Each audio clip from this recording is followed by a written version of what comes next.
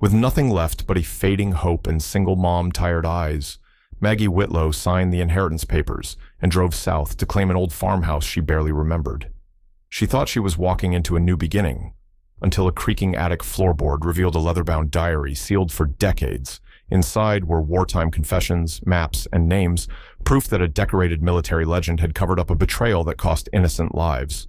This wasn't just family history. It was the kind of truth that could upend the nation's most honored myths. Stick around. This story will change the way you see ordinary people forever. Before we begin, if stories of quiet courage, unexpected love, and everyday miracles speak to your heart, consider subscribing. One click helps us bring more of these true-to-life inspirations into the world, and we're so grateful to have you with us. Now, let's begin. The last thing Maggie Whitlow expected to inherit was a sagging two-story farmhouse in the far-flung corner of Arkansas, a place she barely remembered, left to her by a woman she'd only met twice. But life had a cruel way of thinning out your options until even the strangest ones started to look like hope. 3 weeks ago, she'd been laid off from the auto parts plant in Indianapolis, another casualty of machines replacing people and big business leaving towns like hers hollowed out. Her severance check was laughable. Her apartment lease was ending, and her 14-year-old daughter, Grace, had started scribbling dark poems in the margins of her notebooks instead of doing algebra. When the letter from the probate attorney arrived, Maggie had half a mind to toss it in the trash, but something about the name Cora May Whitlow gave her pause. The letter was handwritten, not typed, and the tone was oddly personal. Your great-aunt Cora May passed peacefully in her sleep. As per her will, the farmhouse and all its contents now belong to you. She requested no funeral, but hoped you would find your way home. So Maggie packed what little they had left into her '04 Toyota Corolla, including Grace's sketch pads, a few bags of clothes, and a coffee can stuffed with cash. They drove south in silence, eating gas station peanuts and watching the city shrink behind them. By the time they reached Winthrop, Arkansas, the sun had already ducked behind the horizon. The town was barely a town anymore, just one blinking traffic light, a diner that hadn't updated its menu since the Carter administration, and a rusted sign by the road that read, "Welcome to Winthrop, we remember." The farmhouse sat about 2 miles out, hidden behind a wall of overgrown hedges and a field of dead cornstalks. It looked more like a haunted house than a home. The front porch sagged to one side, the roof was curling at the edges, and the mailbox had been overtaken by rust and vines. Maggie stepped out first, boots crunching on gravel, and stared at the structure. "Well," she muttered, "she left us a whole lot of nothing." Grace emerged behind her, hoodie pulled over her head. "It smells like old people and wet carpet." Maggie didn't disagree. The air was thick with mildew and something vaguely floral, maybe a perfume ghost that refused to fade. She reached under the porch swing and, just like the letter said, found a small tin box taped to the underside. Inside was a heavy iron key and a note that read, "For family only. Cora May." They stepped inside, the hinges screaming like they'd been holding in a secret for too long. Dust coated every surface. A piano sat in the corner, keys yellowed and brittle. A grandfather clock stood tall by the staircase, unmoving, its hands frozen at 11:11. They spent that first night on sleeping bags in what must have once been the living room. Maggie lay awake while Grace dozed beside her, using her hoodie as a pillow. The silence was suffocating, heavier than any city noise. The house creaked and settled with the weight of memory. Around 2 a.m., Maggie heard it, footsteps above them, not like the occasional groan of old floorboards. These were deliberate, evenly spaced. She sat up, heart knocking against her ribs, and stared at the ceiling. There shouldn't have been anyone upstairs. She grabbed the flashlight from her bag and crept toward the stairs. Grace stirred, but didn't wake. Each step groaned under her weight. When she reached the second-floor landing, everything went still. She exhaled slowly, raised the flashlight, and saw the door. At the end of the hallway, tucked behind a linen cabinet, was an attic door. It had a rusted handle, a thick layer of grime, and carved symbols just faint enough to go unnoticed unless you were looking for them. A triangle within a circle, a curved line beneath it. She tried the handle, locked. Back downstairs, she sat in the kitchen, hands wrapped around a chipped mug of instant coffee. The flashlight sat on the counter beside the iron key from the porch tin. Maggie turned it over in her palm. It was old-fashioned, thick-bodied, the kind of key that belonged in a storybook or a secret. She glanced out the window. A light flickered in the barn across the field. The next morning brought a fog that clung to the ground like forgotten sorrow.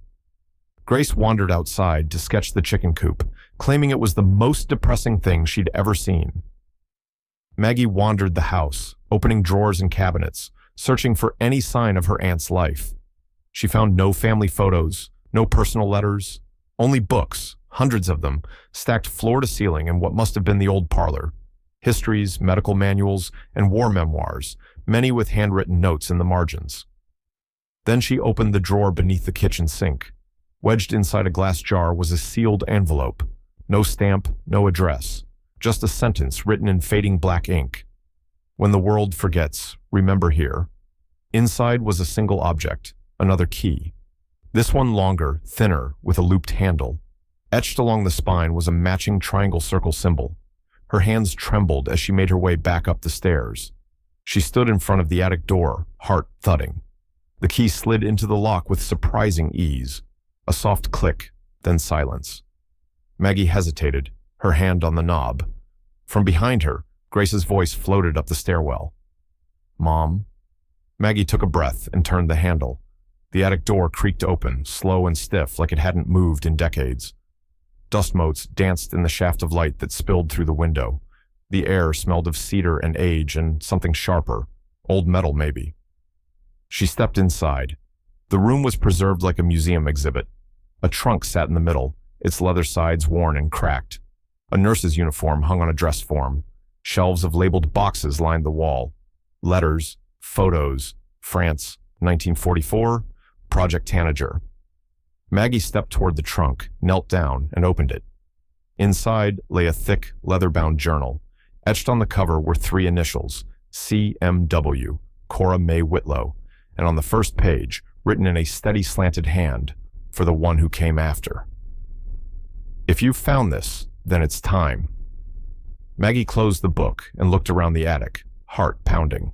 She didn't know what she'd inherited, but it sure as hell wasn't just a house. Maggie didn't sleep the rest of the night. The attic had taken something from her the moment she stepped inside. Her breath, her calm, her certainty that this move had just been a desperate detour. Now, everything felt different. The farmhouse no longer groaned like an old dying place. It breathed, it watched, it remembered. Morning sunlight crept through the dusty attic window, hitting the edges of the trunk she'd left half open. Grace was still asleep downstairs, but Maggie couldn't stay away. She carried a cup of weak coffee up the creaking staircase and nudged the attic door fully open again, stepping back into history. She knelt beside the trunk and carefully lifted out the heavy leather-bound diary. The pages had yellowed and the spine cracked like a dry leaf. Inside, each page was filled with Cora May's handwriting, precise, elegant, and deliberate. The first entry was dated March 3rd, 1944. Normandy was still 3 months away. The handwriting read, "I write this not for therapy, nor to be remembered fondly. I write because the world has a habit of erasing women like me. But I saw too much to let it die in silence." Maggie sat cross-legged on the wooden floor, flipping slowly through the pages. Some entries were mundane, records of supply shortages, men she treated, how her hands never stopped shaking after she closed a man's eyes for the first time. But others were odd, oblique references to a facility that didn't appear on any maps. A mission she was pulled into. "Not by choice, but necessity," she wrote. And always the same name appearing between entries, Project Tanager. Next to the trunk, tucked between boxes labeled Medical and France, was a small cedar chest. Maggie opened it to find Cora's old military uniform folded neatly, medals still pinned to the chest. Tucked into the breast pocket was a black and white photo. It showed Cora May standing between 3 soldiers, all in uniform. 2 of them she recognized from family stories, Uncle Lawrence and Cousin Ellis. But the third man, standing slightly apart, was unfamiliar. Tall, square jaw, no name on his uniform. Maggie flipped the photo over. No caption. Just a single word, handwritten and underlined in pencil. Forgotten. She put the photo down and stood slowly, the floorboards creaking beneath her. The attic didn't feel cold, but her arms were covered in goosebumps. Downstairs, Grace called out, "Mom? Are you up there?" Maggie closed the cedar chest and took one last glance at the attic before heading down. "I'm here," she called. Grace was standing barefoot in the kitchen, toast in one hand and a sketch pad in the other. Her eyes narrowed. "You didn't sleep." "Nope," Maggie said, pouring herself another mug of coffee. "There's a lot up there." Grace raised an eyebrow. "You find any ghosts?" Maggie considered the question longer than she should have. "No ghosts," she finally said. "Just stories nobody wanted told." Grace looked intrigued despite herself. She followed Maggie back upstairs, her sketchpad tucked under her arm. When she stepped into the attic, she gasped. "Whoa, it's like a museum up here." Maggie nodded. "That's what I thought too." Grace wandered over to the wall of boxes and opened one labeled Photos. Inside were dozens of neatly organized envelopes. She pulled one out and flipped through the contents. "These are incredible." "Yeah," Maggie said, "and look at this." She handed Grace the diary. Grace flipped through a few pages and paused. "Wait, Project Tanager? You've heard of it?" Maggie asked. "No," Grace said slowly, "but it sounds like something that would be in a spy movie." Maggie gave a half smile. "Your great aunt had a knack for drama." Grace grinned and sat down on the floor with the diary, already pulled into the mystery. Maggie let her be and walked back downstairs to grab her laptop, but the internet was out. No signal, just an empty loading bar and the words, "No connection." She frowned. They'd had signal last night, weak, but enough to check the weather. She unplugged the router and plugged it back in. Still nothing. When she returned to the attic, Grace was seated beside the trunk with a photo in her hand. "Hey, Mom, look at this." It was the same photo Maggie had found earlier, Cora May with the 3 soldiers. But Grace had spotted something Maggie hadn't. Behind the group, barely visible, was a flag. Not American, not Allied. Something strange, an insignia that looked almost like 2 birds circling a tree. "I think this guy," Grace said, pointing at the unnamed soldier, "isn't supposed to be in this photo." "What do you mean?" Grace shrugged. "I think he was cut out of history." That phrase stayed with Maggie all afternoon. They spent the rest of the day cataloging the attic. Each box felt like opening a vault no one had touched in 70 years. There were medical reports, field notes, correspondence addressed to no known military office. There was even a telegram from 1945 with a single line blacked out, so violently it had ripped the paper. Maggie wrote down everything, every name, every odd reference, every unanswered question. Late in the afternoon, they heard a knock at the front door. Maggie opened it to find a man with silver hair and a faded denim jacket. His hands were thick, like someone who used them for real work. "You must be Maggie," he said. "I am." "I'm Harlan Boone. I was your aunt's mailman for, well, almost 30 years. Maggie stepped aside. "Come in." He walked slowly, like the house itself brought back too much. His eyes drifted toward the staircase. "She said you might come someday," he muttered. "You knew her well?" Harlan nodded. Knew her enough to know she kept things close. But kind, fierce. She didn't trust many. Maggie offered him a seat. Grace lingered at the top of the stairs, listening. "I've been meaning to check on this place," Harlan said, "just to make sure it was still standing." "We've been finding things," Maggie said, "in the attic." Harlan's mouth tightened. "You opened it?" Maggie nodded slowly. "What did you find?" "Her diary, photos, boxes. A name keeps coming up. Project Tanager." For a brief second, something flickered across Harlan's face. Recognition, fear, memory, all tangled into one. He stood up. "I shouldn't have come." "Harlan," he shook his head. "If you're smart, you'll burn whatever you found. Some things were meant to stay buried." With that, he walked out the door, the screen slamming shut behind him. Grace appeared beside her mother. "Well, that was comforting." Maggie stared at the empty space where Harlan had stood. The house had been silent for decades, but now that someone had opened the attic, it was speaking again. and it didn't whisper. It remembered. The next morning, the world outside the farmhouse felt unusually still, like the ground itself was holding its breath. Birds perched on telephone wires without singing. The air was heavy with the scent of dew and dust. Inside, Maggie stared at the ceiling from the couch downstairs, the diary clutched against her chest like a life vest. Sleep had been fitful. The attic now felt alive. Ever since Harlan Boone's sudden visit and ominous warning, her thoughts had twisted themselves into knots. "Burn it," he'd said. Some things were meant to stay buried. But Maggie knew herself too well. She'd never been good at turning away from the uncomfortable truth, especially not now, not when it concerned family, not when it concerned her aunt, who had trusted her with the attic key. Grace had fallen asleep reading old letters, her sketch pad forgotten on the rug. This morning she hovered around Maggie like a ghost, anxious and quiet. Something about Harlan's fear had gotten to her too. Maggie needed answers, real ones, not whispers and riddles. So after a quick breakfast of powdered eggs and toast, she announced she was going into town. "You coming?" she asked, grabbing her keys. Grace shook her head. "I want to keep going through the boxes. There's something in here. I can feel it." Maggie smiled faintly. "Lock the doors, okay?" Grace didn't look up from the folder she was reading. Yeah, don't get followed by men in black." Downtown Winthrop was as sleepy as ever. The diner still had the same half-lit, open sign flickering in its window. Maggie passed the barber shop, the feed store, and the church bulletin board before parking outside the Winthrop Public Library, a squat, single-story brick building that looked like it had seen better decades.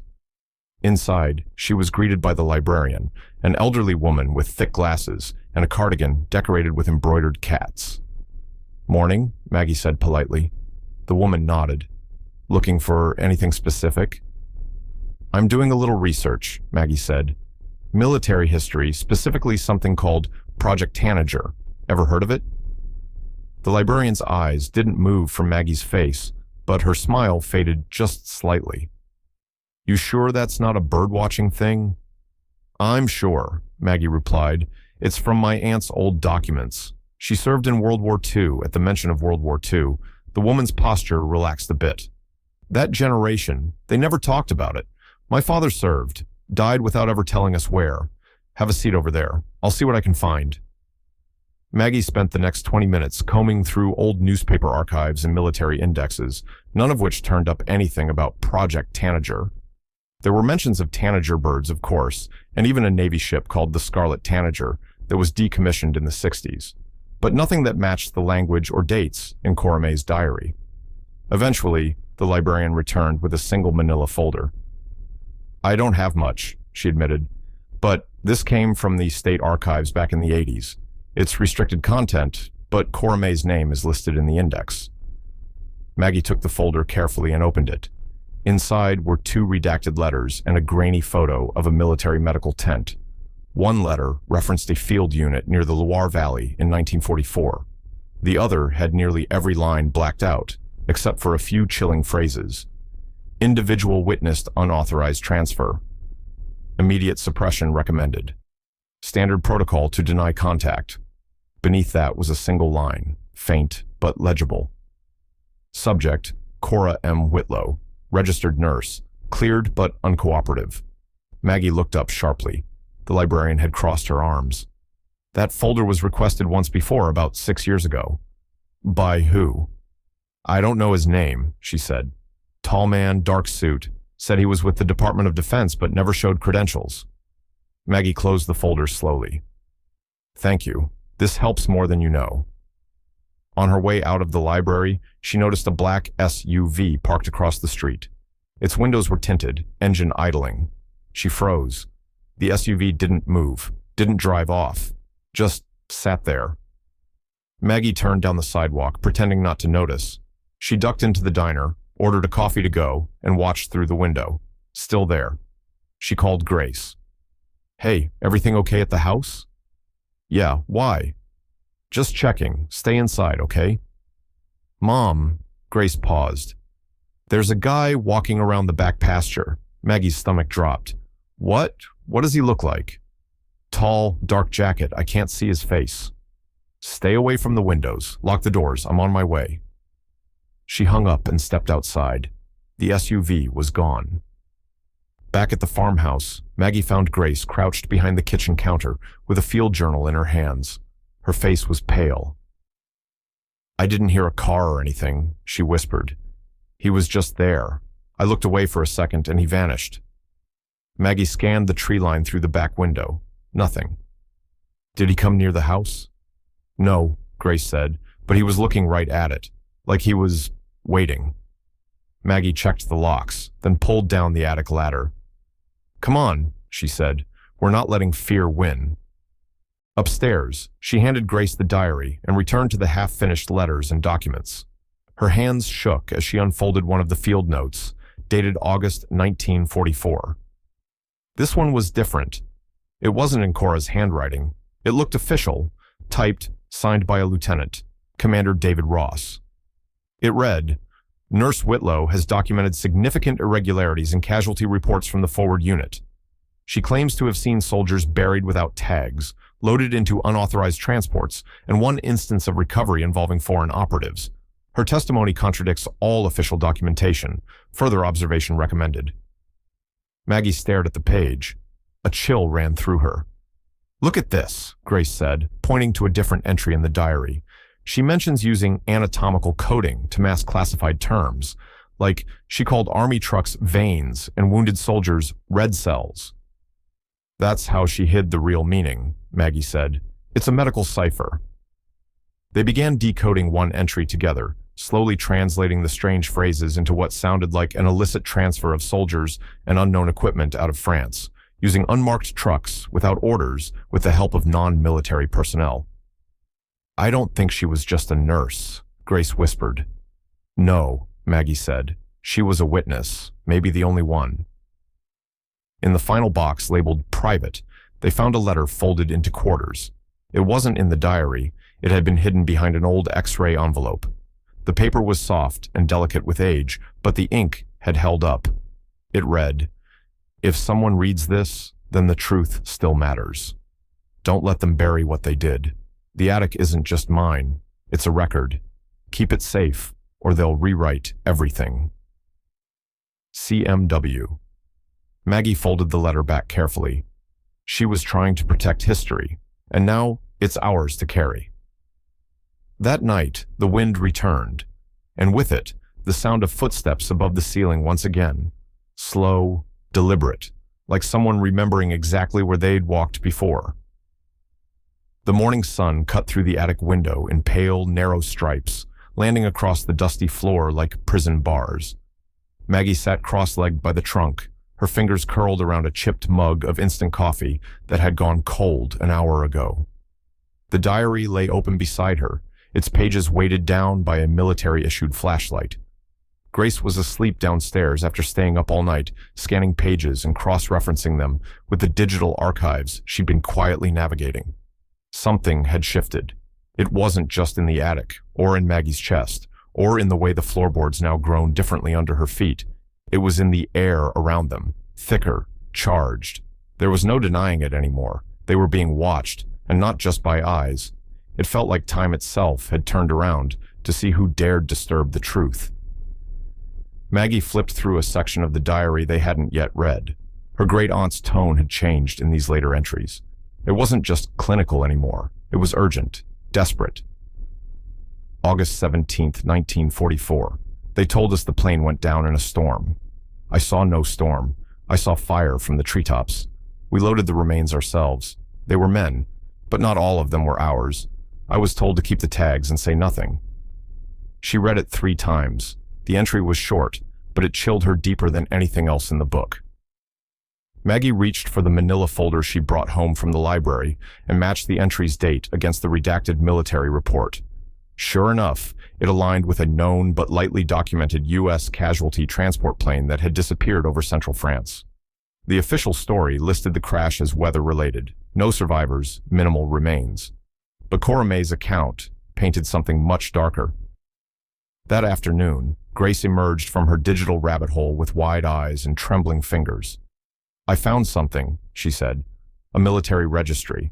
There was a medical evac unit called M7 Relief Corps, supposedly dissolved in 43. But look at this. She spun the laptop around. There are field photos from 44 that still show their insignia. Same unit, different country. Maggie studied the symbol, a red cross intersecting a silver circle. In the background, faintly visible behind a group of medics, was the same uncaptioned soldier from Cora's attic photo. "That's him," she whispered. "No name," Grace said. "Every image he's in. He's unlisted, unnamed, always in the background, like someone meant for him to be forgotten." Maggie stared at the screen. What if he wasn't just a soldier? What if he wasn't even American? Grace asked quietly. Later that evening, Harlan Boone came back. He didn't knock. He just stood at the edge of the porch, hat in hand, like a man ready to confess a sin he'd carried too long. "I mailed something for her," he said before Maggie could speak. She stepped outside and closed the door behind her. "Go on." "Back in '89, I used to stop here on my lunch break. We'd drink instant coffee and talk about the weather or old TV shows. One day, she hands me a box, sealed, taped, plain as dirt. No return address. Just an envelope on top that said, 'To be delivered in the event of national confession.'" He paused. "She told me it was her insurance." "Did you ever ask what was inside?" "I did, once." He looked down at his boots. "She told me, it's not what's in the box that matters. It's what they'll do if they think someone else saw it." Maggie swallowed hard. "Where did you send it?" "To a P.O. box. In D.C., I figured it was symbolic, something she needed to do. But last year, I got a letter. No return address, but I knew her handwriting. It said, 'If you're reading this, then the story's still being silenced. Someone will come. Tell them where to look.'" "She meant me." He nodded. "Maybe." She led him into the attic. When Harlan stepped inside, he took off his cap and let out a shaky breath. "Hasn't changed a bit," he said softly. "She wouldn't even let me help fix the window. Said the light came in just the right way." Maggie showed him the diary, the photo, and the decoded entries. Harlan grew paler with each page. She was trying to warn people, all this time. "I think," Harlan said, voice tight, "she was trying to prove that some of our own, maybe men she trusted, covered up things worse than death." Grace appeared in the doorway. "You need to hear this." She led them to the laptop and clicked a video file. It was an old Army recruitment reel, archived on a veteran's website. The footage was grainy, but clear enough, men climbing into a transport plane, smiling, waving. But then one frame, paused by Grace, showed a man walking past in the background. It was him. Same man from the attic photo. Same blank uniform. No insignia. "Who is he?" Maggie asked. Grace clicked open a second tab. "That's the thing. I ran facial recognition on every shot I could find. He pops up in different units, different continents, none of them official, and his name never appears. But his face, it keeps showing up, like a ghost." That night, a jeep rolled into Winthrop. It wasn't marked military, but anyone who'd lived long enough to recognize posture knew the man who stepped out was no ordinary visitor. Tall, clean-cut, scanning the town like it was foreign terrain. He asked the gas station clerk if the Whitlow farmhouse still stood.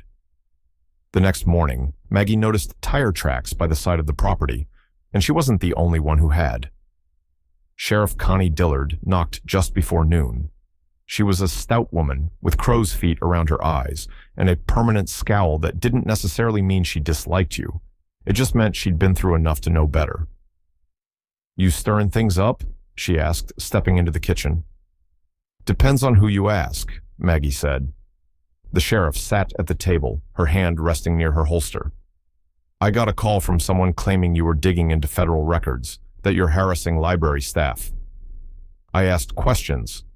Well, those questions reached someone with clout." "Sheriff," Maggie leaned forward, "my aunt left me this house, and a story, one that deserves to be told."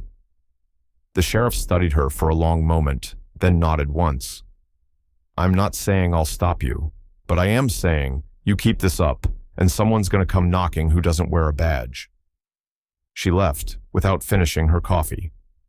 That evening, while sorting through a box labeled France Unsorted, Maggie found a letter unlike the others. It was written on stationery with a seal partially burned away at the top corner. The letter was unsigned. It read, "You think history is truth. It's not. It's consensus." Cora May Whitlow violated that consensus. You would be wise not to follow her path. Maggie turned it over. No date, no envelope. Just a final sentence scrawled in red ink along the back. They buried more than bodies in France. She looked out the attic window. The field beyond the farmhouse stretched silent and still, but in her bones, she knew. The ghosts were stirring. Maggie hadn't seen her daughter this focused in weeks, not since they'd left Indianapolis, not since the school counselor had called with concerns about behavior, not since everything came unraveled. Now, Grace sat cross-legged on the floor of the attic with her laptop propped on one of Cora May's old trunks, the soft glow illuminating her furrowed brow. Her fingers flew across the keyboard, toggling between documents she had scanned, transcribed, or decrypted over the past few days. Her usual sarcasm had dimmed, replaced by something sharper. Purpose. "Mom," she said, eyes fixed on the screen, "we have to back this up, all of it. If someone breaks in here again, we could lose everything." Maggie flinched. "Again?" Grace hesitated. "I didn't want to worry you, but yesterday when you ran into town, I heard something." "What kind of something?" "Footsteps in the attic. I thought it was just the house, until I came up here and saw the steamer trunk open. The journal wasn't where I left it." Maggie's stomach dropped. She glanced at the trunk. She always made sure to tuck the diary under the uniform when she left the room, but now it sat on top. She hadn't left it that way. Without a word, Maggie stood and checked the attic window latch. Still sealed. No signs of forced entry. No broken locks. But that didn't mean someone hadn't been here. Not when whoever they were had time and resources, and subtlety. "We need to scan every page of the journal, the letters, the photos," Grace said. "Make 3 copies. Hide them in different places." Maggie nodded. "I'll get the flash drives." That night, they took turns watching the hallway. Maggie sat on the stairs, baseball bat resting across her lap, while Grace slept in short, twitchy bursts downstairs. Nothing happened, but neither of them trusted the silence anymore. The next morning, Maggie drove to the hardware store and bought a deadbolt, a window alarm, and a trail cam with motion detection. It was the kind of shopping trip that said, "I know something's coming, and I plan to be ready." She also bought Grace a real desk lamp and a USB-powered scanner. If they were going to turn the attic into a battlefield of truth, they might as well be comfortable doing it. By afternoon, Grace had already uploaded 60% of the diary entries onto an encrypted drive she found through a digital rights nonprofit. Maggie was impressed and terrified at how quickly her daughter had adapted to this new version of their life. "I've also been emailing with someone," Grace admitted, as Maggie handed her a grilled cheese sandwich. Maggie paused. "Who?" "His name's David Lee. He's an independent historian. Runs a site on suppressed World War II missions. I sent him a few of the redacted entries. Nothing identifying." "Grace, I know what I'm doing," she said, eyes defiant. "He says he's seen mentions of Project Tanager before, but never any proof. He wants to come here." "Absolutely not." Grace didn't argue. She just stared down at her sandwich. "You're scared," she said. "Of course I am," Maggie replied. "But it's not just about me. I'm not a kid." "You're 14, Maggie snapped, her voice cracking. "And I'm your mother. It's my job to keep you safe, even if it means saying no to things that feel right." Grace's eyes filled with tears, but she didn't let them fall. Instead, she shoved the sandwich aside and marched up the stairs. 2 hours later, the attic door was ajar. Maggie peeked inside and found Grace sitting in Cora May's old rocking chair, cradling the diary like it was sacred. "I just wanted to feel like I was helping," Grace said without looking up. "Like I wasn't just some kid in the way." Maggie sighed and sat beside her on the floor. "You are helping, more than you know. But there's danger here, Grace, real danger. Not everything can be solved with a smart search and a strong will." Cora May was alone when she wrote this stuff. We don't have to be. If we bring others in, we can protect the truth. Maggie thought about that. She remembered the letter. the one Cora May had hidden behind the old X-ray envelope. If someone reads this, then the truth still matters. Don't let them bury what they did. Maybe Grace was right. Maybe this wasn't something they could keep hidden and safe at the same time. Fine, Maggie said. Invite your historian, but he doesn't come alone. And the moment anything feels wrong, he's gone. Got it? Grace lit up. Got it. That night, the wind howled through the broken screen door like a warning. Maggie lay on the couch, half awake, listening for footsteps that didn't come. But when she finally drifted off, she dreamed of Cora May. Her aunt stood at the edge of a misty field, her uniform spotless, her hands red with something Maggie couldn't name. She looked tired, weathered, brave. And then she whispered, "Don't let them write me out." The next morning, Maggie stepped outside to check the trail cam. As she pulled the SD card and loaded the photos onto Grace's laptop, her breath caught. Time-stamped 2:13 a.m. A blurry figure, tall, coat flapping in the wind, walking past the barn.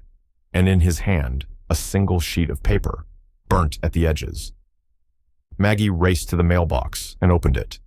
Inside, folded neatly, was a page torn from the diary, half burned, and on it, in sharp, blocky handwriting, "Stop." She stared at the word until her hands started to shake. Someone had been inside. Again. But they hadn't taken the diary. They'd sent a message. Later that day, Grace received an email from the historian David Lee. He wouldn't be coming, but someone else would. A military historian. Army. Name. Captain Ellis Rowe. Grace read the message out loud, but Maggie was already shaking her head. "This is getting too deep," Maggie muttered. "Too fast." "You said I could invite someone." "I said a historian, not a soldier." "He's both." Maggie hesitated. "Then we meet him together, in public. No attic, no documents, not yet." Grace nodded. "Deal." That evening, Maggie stood in front of the attic mirror, brushing the dust off one of Cora May's old uniform jackets. The collar was frayed, the buttons loose, but it smelled of cedar and lavender and something stronger. Memory. She looked herself in the mirror and whispered, "We're not running, Cora." Below her feet, the floorboards creaked, not with menace, but with something closer to approval. Outside, the sky turned amber as the sun sank behind the fields. And somewhere down the road, a car rolled into town, carrying a man who didn't yet know how deep he was about to go. The first thing Maggie noticed about Captain Ellis Rowe was that he didn't look like a soldier. He pulled into the diner parking lot in a silver Chevy that had seen better years, wearing jeans and a faded army sweatshirt. No uniform, no medals, no clipped salute or barked introduction. Just a man in his early 40s with tired eyes and a cautious gait, like he'd driven too far on too little sleep and had already decided not to trust much of what he might hear. He stepped inside the diner and scanned the room. It was half empty, just a couple of farmers at the counter and the waitress refilling coffee like clockwork. Maggie and Grace were in a corner booth, both with cold tea and wary stares. Ellis walked over slowly. "Whitlow?" he asked. Maggie stood. "That's us." "Mind if I sit?" She motioned to the bench across from her. Grace slid her laptop bag closer just in case. "You're not what I expected," Ellis said, settling in. "Your email was vague." Maggie folded her arms. "We didn't invite you." Grace spoke up. "I did." Ellis looked between them. "You're the one who sent the files?" Grace nodded, her tone flat. "Only a few pages, just enough to get someone's attention." "You got mine," he said, then glanced at Maggie. "And hers, I'm guessing." Maggie sighed. "Let's be clear, Captain. This isn't a military debrief. You're here because we're trying to figure out what's real and what's been buried." Ellis nodded slowly. "That's what I'm trying to figure out too." He pulled a notebook from his coat pocket and laid it on the table. It was worn, full of tabs and scrawl. He opened to a page marked Project Tanager and slid it toward them. "I've been following mentions of Tanager for a few years," he said. "It shows up in obscure reports, unit logs, battlefield medical charts, blacked out mission records. It's not a code name anyone admits to officially, but it's out there, like a ghost." Same ghost we're chasing, Grace muttered. Maggie scanned the notes. You believe it was real? I believe someone wanted it erased, he said simply. And usually, when that much effort goes into erasing something, it's because it matters. He leaned in. Where did the diary come from? It was in my great-aunt Cora May's attic, Maggie said. She served as a nurse in France. She never married, never talked much about the war. We inherited the house after she passed. The attic was locked, until we found the key. Ellis tapped his fingers on the table. I read the entries Grace sent. They're not just personal reflections. They describe things I've never seen documented. Covert transport, misidentified remains, unofficial units operating in European sectors after official campaigns ended.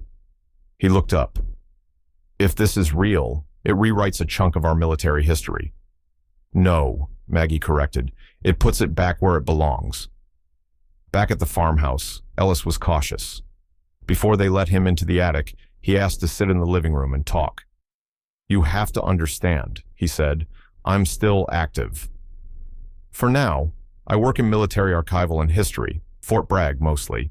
My job is to fact-check and preserve.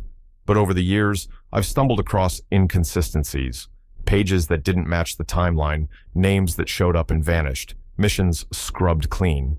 When Grace emailed me, it all clicked. And now what? Maggie asked. Ellis paused. Now I'm here, and depending on what you show me, I may not be able to go back. Grace appeared at the top of the stairs. You're going to want to see this. He followed her up. Maggie came behind, heart pounding. When he entered the attic, Ellis stopped cold. He looked around like he'd just stepped into a sacred site.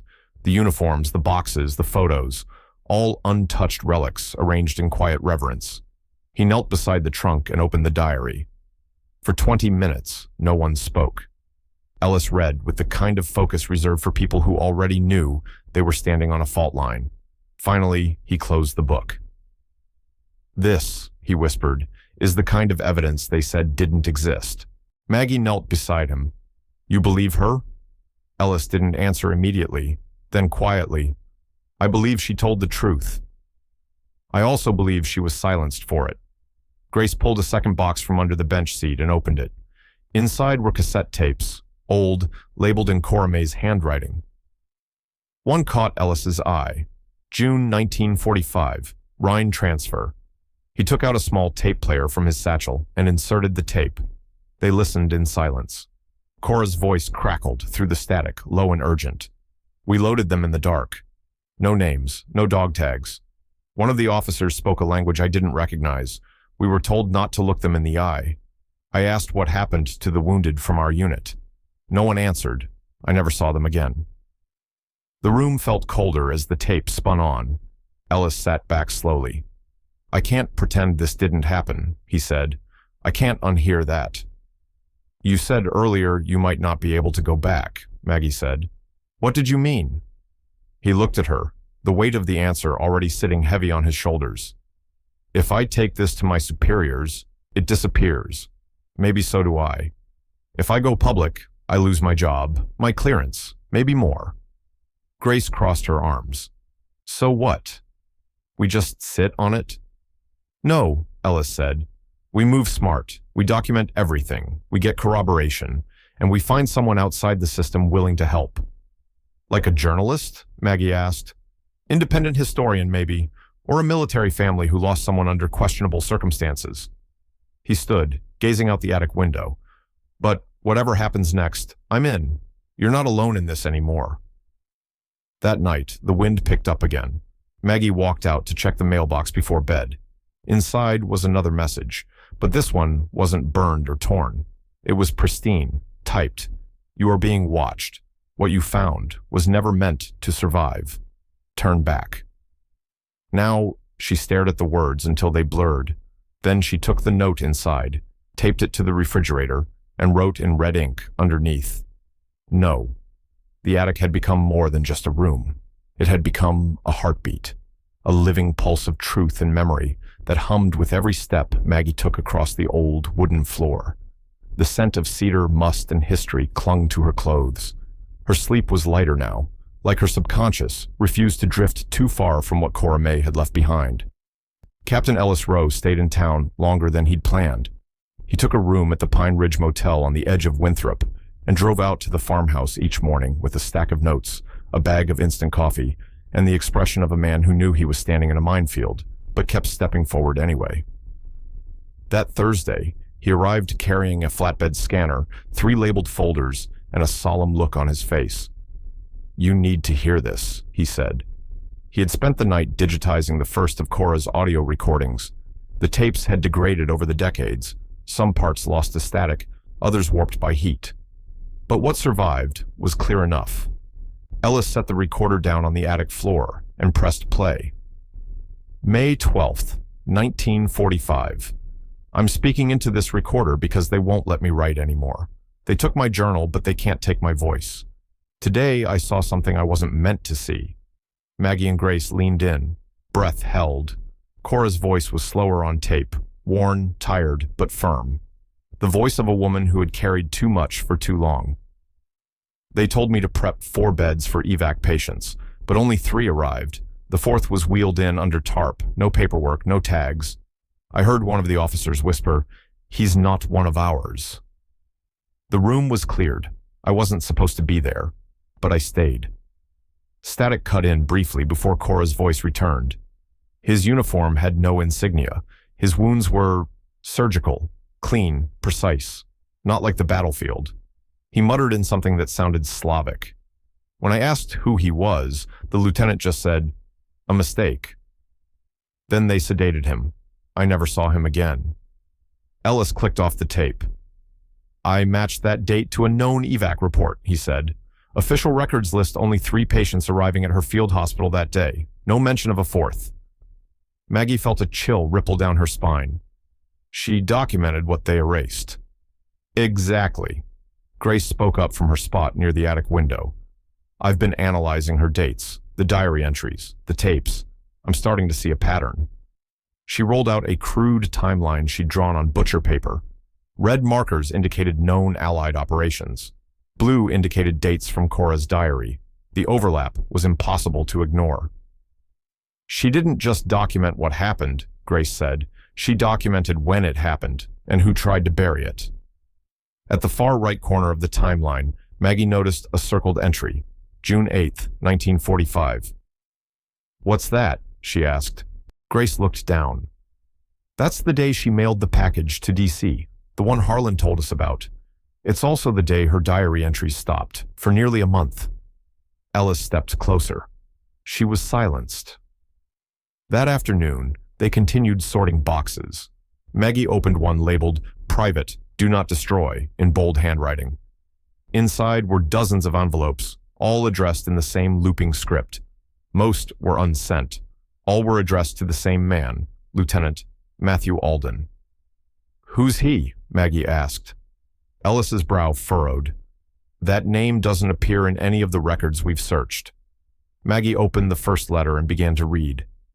"Matt, I don't know if you're still alive, but I need you to know, I never stopped looking. They told me you died in the field, but I saw the manifest. You were transferred, somewhere they don't admit exists." Grace read over her shoulder. She was trying to reach him, even years later. Some of the letters were dated in the 50s, 60s, even one from 1972.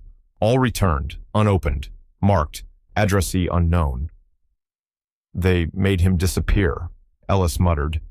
Maggie opened a final letter, this one different from the rest.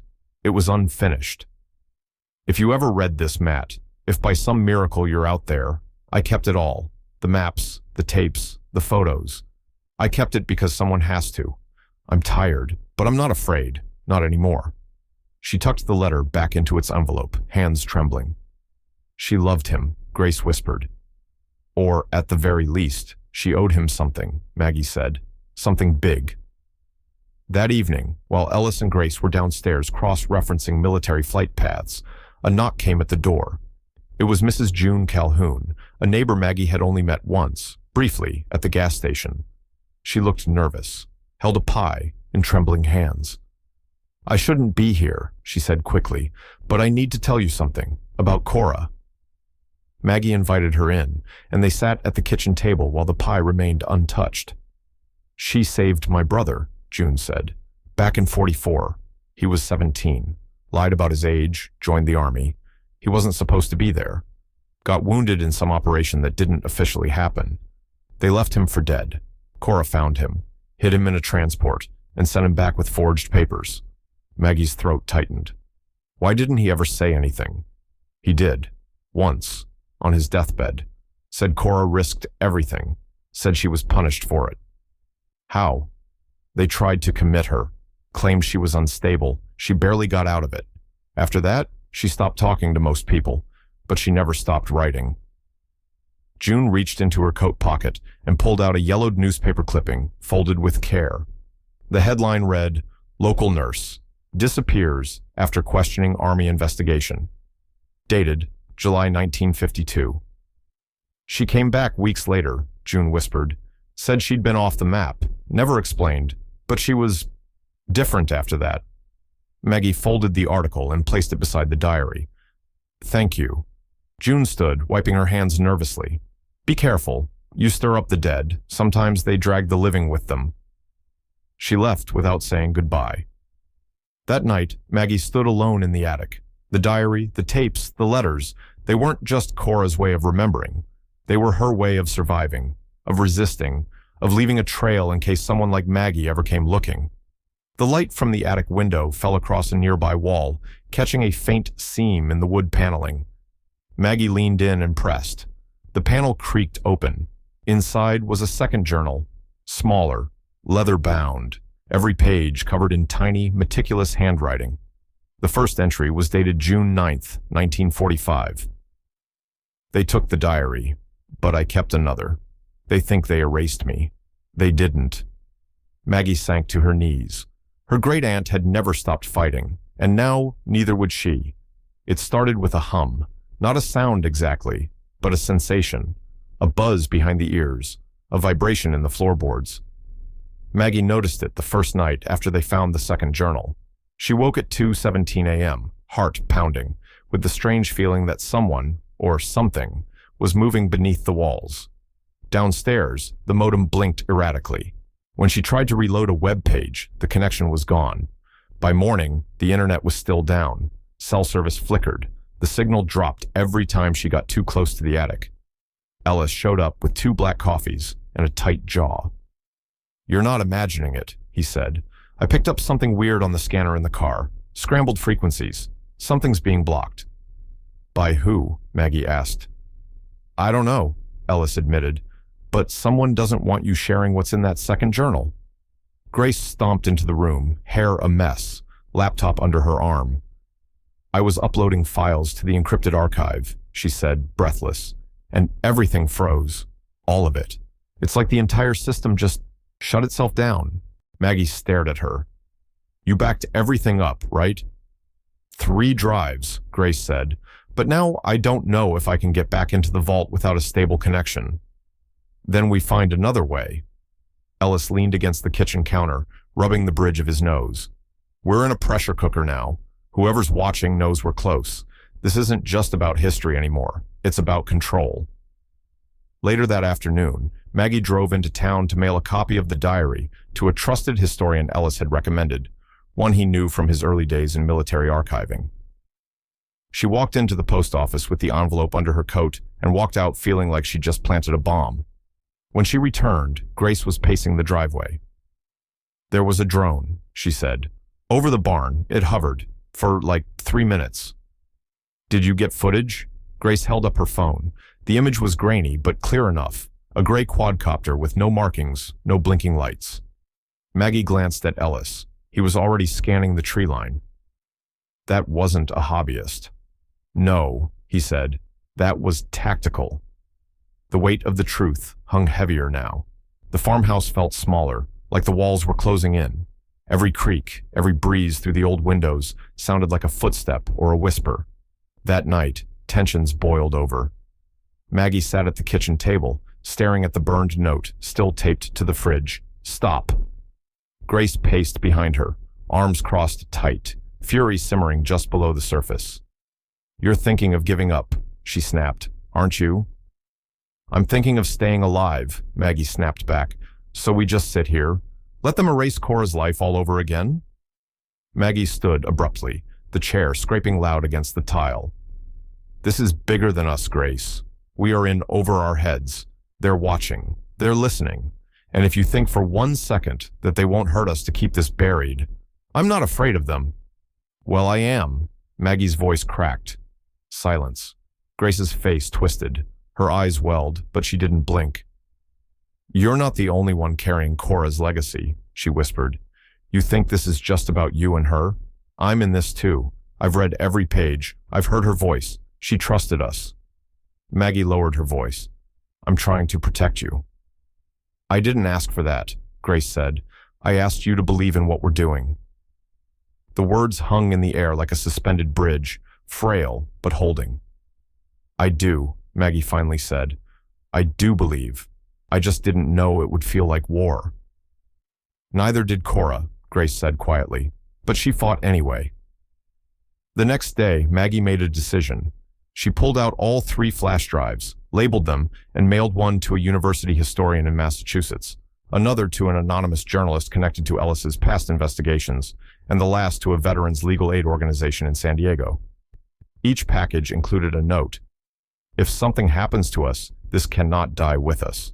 The truth lives in these pages."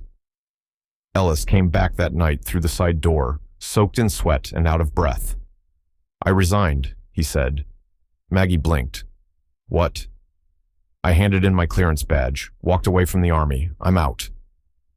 "You quit?" Grace asked, stunned. Ellis nodded. "They called this morning, said I needed to come in. I said no. An hour later, I got a text from an unlisted number. Just one word. Enough. I'm not going to be part of their silence anymore." Maggie sat heavily. "So what now?"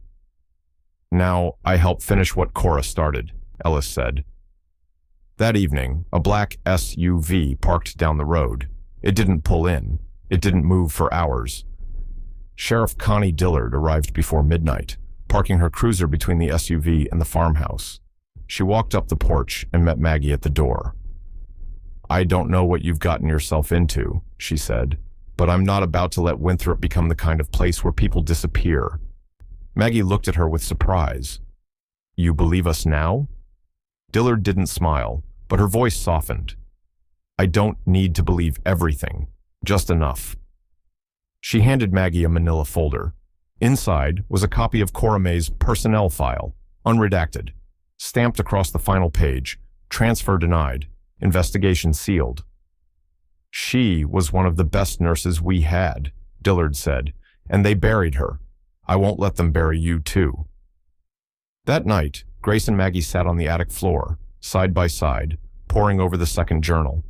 At the very back, hidden behind a false page, was a slip of paper. Faded coordinates, a date, a time. June 18th, 1945, 2 a.m.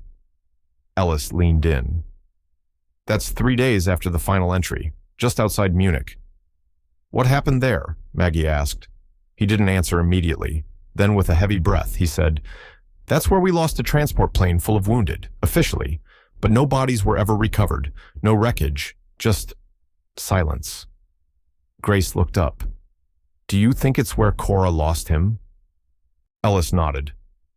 "And maybe where she found something she wasn't meant to." Maggie stared at the coordinates. "This is the next step, isn't it?" Ellis closed the journal. "It's where the truth gets dangerous."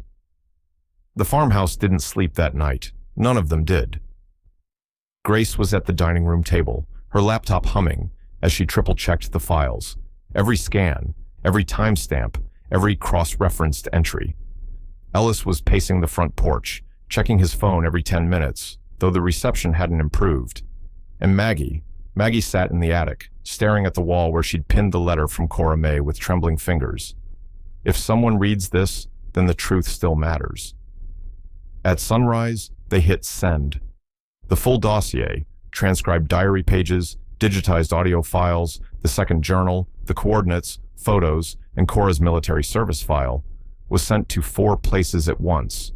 The journalist Grace had built a cautious rapport with over weeks. Two trusted historians with whistleblower credentials and an anonymous leak Dropbox recommended by Ellis's old contact in D.C. No turning back now. The story went live within 36 hours. It started with a headline, "The Nurse Who Knew Too Much. A Wubby Biao Diary Challenges 80 Years of Military History." Published by the online investigative outlet Fourth Watch, the article unfolded like a slow-burn thriller, documented accounts of misfiled bodies, lost medical flights, unnamed foreign operatives, and a nurse who tried to warn the world but was buried in silence. Within hours, it went viral. By sunset, national news outlets were running with it. By midnight, Maggie's phone wouldn't stop ringing. Neighbors stopped by, not with suspicion this time, but casseroles, questions, quiet gratitude. "I remember your aunt," said an older man who looked like time itself had carved him from bark. "She saved my mother's life, got her medicine when the VA wouldn't, said it was just what decent people do." A woman from the town's historical society brought a binder filled with old photos. "Cora volunteered at the school after the war," she said. "No one ever mentioned her service. Now I understand why." Even Sheriff Dillard dropped in, off-duty, out of uniform, her voice low. "You're not alone anymore. Just keep your doors locked." Support came faster than Maggie expected, and so did the backlash. A letter arrived on yellow stationery, typed, unsigned. "There is still time to walk away. You are not the hero here. You are unmaking something that needed to stay buried." The message came with no return address, but the implication was clear. They were being watched. Still. 3 days later, a local news crew requested an interview. Maggie declined. Grace didn't. She stood in the attic with a microphone clipped to her collar, the reporter gentle but persistent. "Why share this now?" the woman asked. Grace didn't blink. Because silence killed her. Because lies outlived the truth, and because she left it for someone, anyone, who wouldn't flinch. The segment aired that night, and Grace's face, fierce, young, unshakable, became the emblem of a story bigger than anyone imagined. Comments poured in. "My grandfather served in France. He disappeared in June 1945. We never got answers. I always wondered about the medical transport records from that base. Now I know why they didn't add up." She was a hero. They all were. But not all responses were kind. A retired general wrote an op-ed condemning the leak as unverified and dangerously revisionist. Others questioned Maggie's motives, suggesting she was capitalizing on conspiracy for attention. Still, the momentum was too great. An online petition called for a congressional inquiry. Within a week, it passed 100,000 signatures. One evening, Ellis returned from a quiet drive into Little Rock. He had news. "The Army issued a statement," he said, laying his phone on the kitchen table. They gathered around to read it. "While we cannot confirm the specifics of the diary referenced in recent reports, we acknowledge discrepancies in archived medical transport logs from 1945. An internal review has been initiated. No further comment at this time." It was a non-answer, but it was also an admission. They weren't denying anymore. The next morning, Maggie opened the door to find a small bouquet of white lilies resting on the porch swing. Tucked inside was a note, for Cora, for all of them. "Thank you." It was unsigned. That afternoon, 2 elderly veterans knocked at the door. They had driven from Kansas. "We served in the same sector as your aunt," one of them said, voice thick with age and emotion. "We remember her. She patched me up after a mortar shell hit our unit. And when I asked her if we'd be remembered, she said, 'If I have anything to do with it, you will.'" They left behind an old photo, grainy, black and white. In it, a young Cora May smiled with tired eyes, kneeling beside a stretcher. "I think she knew," Maggie whispered as she looked at it. She knew someday someone would come looking. By the end of the week, a small protest had formed at the edge of the property line. Some held signs of support. Others held signs that read, "Stop rewriting history," and "Fake hero, real trouble." Sheriff Dillard stationed an unmarked cruiser at the bottom of the drive. "They won't come any closer," she said. "Not on my watch." Maggie glanced at Grace, who stood by the window, arms crossed. They're scared, Grace said, because it's not just a story anymore. It's a reckoning. That night, the three of them sat in the attic again. A candle burned low in the corner. The journals lay between them. Ellis poured 3 small glasses of bourbon, one for each of them, and a fourth for Cora May, which he placed on the windowsill. To the truth, he said. Maggie raised her glass. To the ones who kept it alive. Grace added softly, and the ones who never stopped looking. They drank in silence. Outside, the wind howled through the pines, and the protest lights flickered in the distance. But inside, the air was still, solid, unbreakable. For the first time in a long time, Maggie felt steady. They had started something, and there would be no stopping it now. There was a quiet transformation in the days that followed, not loud or sudden, but slow and undeniable, like fog lifting from a field after sunrise. The farmhouse, once just an inheritance Maggie hadn't asked for, was becoming something else, something larger than grief, larger than fear, larger even than the truth they'd unearthed. It was becoming a place where people came to remember, and more importantly, to be remembered. It started with a phone call. A local teacher named Miss Carver had seen the interview Grace gave on the news. Her 7th grade class had been studying World War II. Now they wanted to visit, not a field trip to a war museum. They wanted to see where the story had been hidden, where the attic had waited in silence. Maggie hesitated. "It's just a house," she said. Ms. Carver's voice was gentle but firm. "Not anymore." They cleared the attic that weekend, not of its contents, but of its clutter. Boxes were carefully labeled, cataloged, and stored in the old root cellar, where temperature and time could do the least damage. Grace printed selections from Cora's diary and mounted them on foam boards. Ellis set up a small glass case for medals, photos, and the original stethoscope Cora had worn in France. They didn't call it a museum. They didn't need to. People came anyway. Veterans, students, journalists, quiet couples in their 70s, grandchildren holding photo albums like fragile relics, widows with names on the tips of their tongues that no one had spoken in decades. One woman wept as she read a passage from the second journal, where Cora described losing a patient who hadn't even been listed on the hospital roster. "I had a brother," she said softly. "He was never accounted for, just gone. This question mark, this feels like closure." Maggie added a small donation jar by the attic door, not expecting much. By the end of the first week, it was overflowing. The next week, a check arrived from a Veterans Family Foundation with a handwritten note, "For what you've preserved, for what we were never allowed to say out loud." Soon after, the Arkansas Historical Society reached out. They wanted to list the farmhouse as a historic landmark. Maggie nearly dropped the phone. One Sunday, they hosted a gathering. Nothing official, just coffee, pie, and conversation. Grace sat in the center of the attic floor, surrounded by a semicircle of high school students. She read an excerpt from Cora's diary, then paused. "She wrote this knowing no one might ever read it," Grace said. "But she wrote it anyway, because telling the truth is never about certainty. It's about faith." A boy in the back raised his hand. "Wasn't she scared?" Grace nodded. "Yes, but she was brave anyway, that's the difference." The farmhouse changed. So did the town. Winthrop, once a place people passed through without a second glance, found itself on the map again. Tour buses stopped. Local businesses saw a trickle of new customers. The diner reopened its back patio. A shop on Main Street began selling Cora May bookmarks and t-shirts that read, "History has a pulse." But not everyone was thrilled. A city councilman made a public statement about distorting national pride for personal narrative. Another called the preservation project historically questionable at best. But the people kept coming, and the silence kept unraveling. Ellis began drafting a book.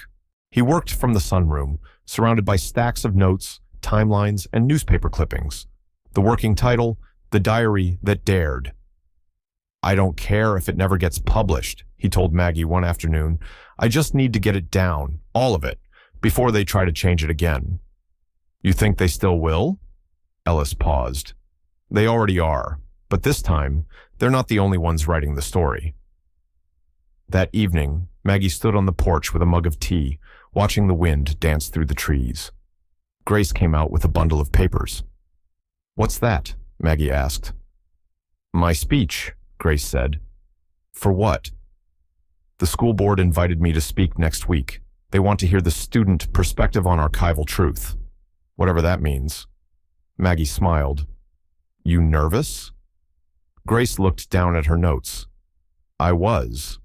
But then I realized, I'm just saying what Cora would have said." She cleared her throat and read aloud. "The truth isn't always safe. Sometimes it's messy, inconvenient, painful. But the moment we stop listening to it, we stop being worthy of it." Maggie blinked hard. "That's good," Grace shrugged. "She said it first."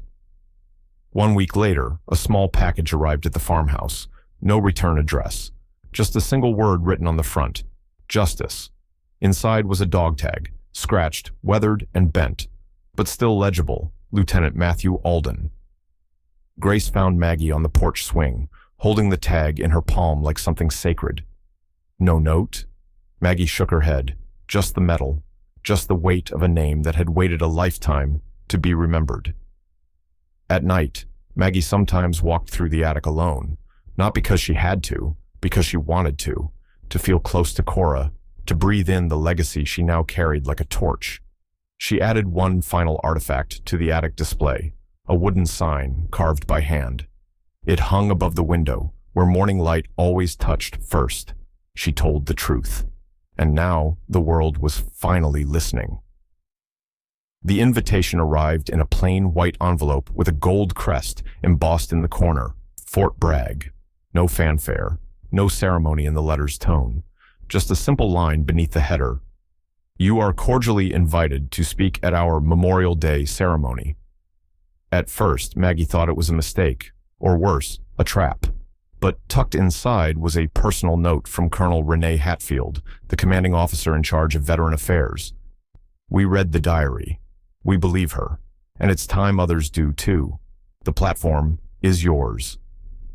For a week, Maggie agonized over the speech. Words failed her every time she tried to explain what it meant to carry someone else's truth, especially one buried for 80 years. How do you stand in front of uniformed soldiers and say, what you were taught isn't the whole story, and someone died trying to tell it? Grace found her on the back steps one evening, notebook clutched in her hands, a half-written sentence trailing off. "You don't have to be perfect," Grace said softly. "I don't want to say the wrong thing." "You won't," Grace replied, "because it's not your story alone. It's ours now. Yours, mine, and hers." Memorial Day morning was crisp and clear. The air carried a hum of solemnity. Flags at half-staff, uniforms pressed to perfection, bugles echoing across the open grounds of Fort Bragg. Maggie stood backstage with the folded pages of her speech shaking in her hand. Ellis adjusted her mic gently. "They'll listen," he said, "and even if they don't, you'll still be speaking for the ones who can't." Sheriff Dillard had come too, dressed in full uniform, sitting beside Grace in the front row. Grace wore a denim jacket over a plain white blouse, and Cora May's nurse pin over her heart. The MC introduced her simply. Ms. Maggie Whitlow, civilian caretaker of the Whitlow Farmhouse Historical Archive and great-niece of World War II nurse Cora May Whitlow, will now share a few words. The silence was thick as Maggie walked to the podium. She took a deep breath, looked out at the sea of uniforms, families, gold stars, and marble plaques. Then she began. "My great-aunt never raised a weapon. She never stormed a beach. She didn't lead men into battle, but she saved them. And when that wasn't allowed, when what she witnessed threatened those in power, they tried to silence her. She wrote it down anyway." Cora May Whitlow believed in three things: the value of life, the cost of lies, and the obligation to remember. She didn't write her diary for history books. She wrote it for the mothers who never got closure, for the brothers lost without explanation, for the names that didn't make it to the monument. She saw what they wanted to erase, and she refused. Today, I speak not as a historian, not even as a family member. I speak as someone who held her words in my hands and felt them change me. Her story is part of our country's story. And now, finally, It will be remembered." Maggie's voice cracked only once, when she spoke Cora's name aloud. But she didn't falter. When she stepped down from the podium, the crowd didn't erupt into applause. They stood, silent, still, grateful. A few saluted. A woman in her 70s clutched a framed photo of a young man in uniform and wept openly. A man with a purple heart pinned to his blazer nodded once as she passed, tears gleaming in his eyes. It was more than enough. After the ceremony, Maggie joined the others near a wall of remembrance. Grace pulled something from her pocket, a hand-stitched patch in the shape of a lily, Cora's favorite flower. She pinned it beneath her aunt's engraved name on the newly added plaque. Above it read, "Cora May Whitlow, R.N., she told the truth." Ellis lingered nearby, speaking quietly to a couple of retired medics who'd approached him after the speech. One of them was in his 80s. "She sounds like someone we'd have followed into fire," he said. "God knows we didn't have enough like her." Ellis simply nodded. She was fire. Back at the farmhouse that evening, the sky blazed with color, deep orange fading into lavender, then midnight blue. Maggie, Grace, and Ellis sat on the porch, wrapped in light blankets, bourbon in hand. The protesters had long since disappeared. In their place were reporters, historians, volunteers, and neighbors. But tonight, all was still. "I got a call from the Smithsonian," Ellis said, sipping slowly. "They want to preserve the attic as is, archive the journals, build a replica exhibit in D.C. "Are you going to let them?" Maggie asked. He shrugged. "It's your call." Maggie looked up at the attic window, glowing softly from the inside. "We'll share what needs to be shared," she said. "But this place, it's hers. It stays." Grace nodded. "This isn't just history. It's home." Inside, Maggie hung one last item on the attic wall, a photograph from Fort Bragg. She stood behind the podium, hands gripping the edge, her eyes fierce and full. Beneath the frame, Grace wrote a simple inscription. She spoke because someone had to.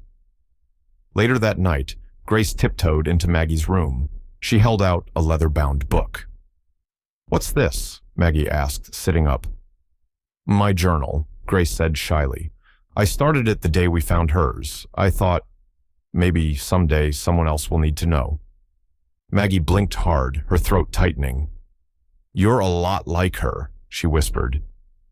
"No," Grace said. "I'm a lot like you. She was the flame. You were the one who carried it." They embraced for a long time, wrapped in 3 generations of defiance, love, and truth. Outside, the attic light stayed on, not because it needed to, but because some stories should never be left in the dark again. The farmhouse breathed differently now. The floors still creaked in the same old places. The windows still rattled on windy days. The chimney still moaned at night like it carried stories in its flue. But the silence had changed. It wasn't a hush that waited in fear anymore. It was one that knew it had been heard. Summer settled over Winthrop like a warm quilt. The tourists slowed, the news cycle moved on, and Maggie found herself back in a rhythm she hadn't known she missed. Morning coffee on the porch, tending the overgrown garden behind the barn, fixing little things inside the house that didn't demand headlines or historical preservation grants. Life, as it turned out, still went on, even after the world cracked open for a while. Grace was different too, not in a loud or dramatic way, but in the way teenagers change when they finally feel seen. She still rolled her eyes, still hoarded Oreos, still blared music from her room at slightly too high volumes. But she also started writing songs. Real ones. Lyrics that sounded like Cora's journal had melted into chords and stretched across melody lines. Her first song was called Attic Light. She played it for Maggie one night, shy and unsteady. "I don't know if it's any good," Grace mumbled, eyes cast down. Maggie didn't say anything for a long time. She just listened, let the melody wrap around her like a blanket woven from memory, pain, and hope.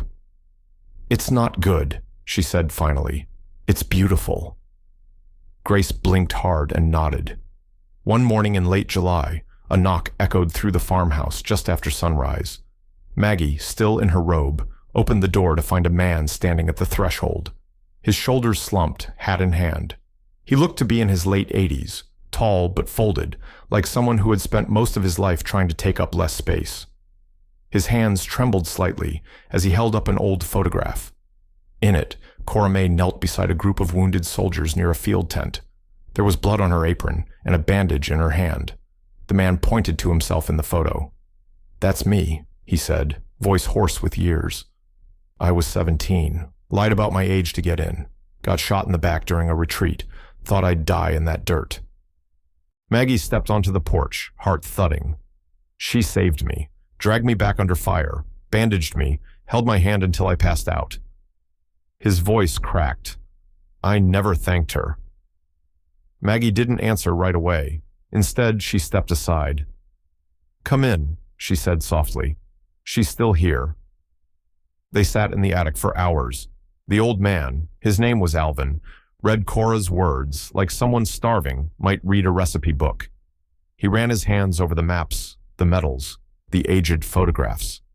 "She was a light," he whispered. "In all that death, she was a light."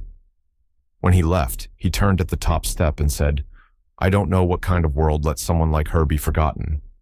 But I'm glad you didn't." Maggie watched him disappear down the long drive, his silhouette framed by the morning sun. That night, she wandered back into the attic alone. No visitors, no press, no scholars, just her. She lit the old desk lamp and sat by the steamer trunk, running her fingers across the leather spine of the diary that had started everything. She whispered, "We did it, Cora." No reply came, just the wind through the walls. But she didn't need one. The town of Winthrop changed in small but meaningful ways. The diner now had a sandwich called the Whitlow Melt, turkey, Swiss, and a secret sauce no one could quite place. The local library added a truth and memory section with a rotating display from the attic's archive.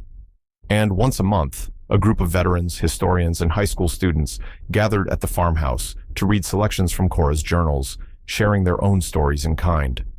Sometimes Grace played her guitar afterward. Sometimes Maggie just listened from the porch.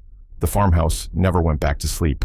It stayed awake in a quiet way, in the laughter of kids racing through the tall grass, in the low murmur of veterans sharing names they hadn't spoken in decades, in the creak of the attic floor beneath curious feet. And in the stillness of early dawn, when all the guests had gone and the light was just starting to stretch across the floorboards, Maggie often found herself standing in that attic doorway, staring at the sign above the window. She told the truth. One evening, as the sun dipped behind the trees, Grace found Maggie in the attic again. She leaned against the doorway. "Do you think she ever imagined all this?" she asked. Maggie shook her head. "I think she hoped, but imagined? Number?" Grace smiled. "I'm glad she left it for us." Maggie looked at her daughter. "So am I." They stood together, watching the last rays of sunlight pour through the attic window like golden threads. Outside, the world kept spinning, unaware, perhaps, of the lives touched inside a creaky farmhouse in Arkansas. But inside those walls, time held its breath. Because some truths don't fade. They wait. Not with anger, not with bitterness, but with patience, like an attic lit by morning, waiting for someone brave enough to listen.